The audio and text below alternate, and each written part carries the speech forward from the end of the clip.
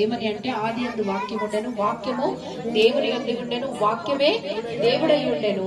అంటే వెలుగై ఉందంట. చూడండి, మనిషికి ఎక్కడ చూసినా చీకటే, కానీ మనిషికి ఏం కావాలి?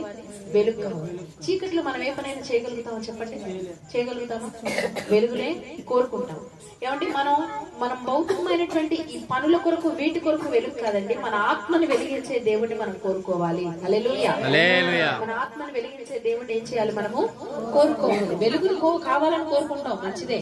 ఏమండి, మనం రోడ్డు మీద వెళ్ళడానికి నీకే స్తోత్రమయ్యా, చనిపోయిన వారిని బ్రతికించిన దేవుడు వినాయన, చూపులేని వారికి చూపించిన దేవుడవయ్యా, తండ్రి నీకు స్తోత్రమయ్యా, మార్గాన్ని ఏర్పాటు చేసిన దేవుడు వినాయన.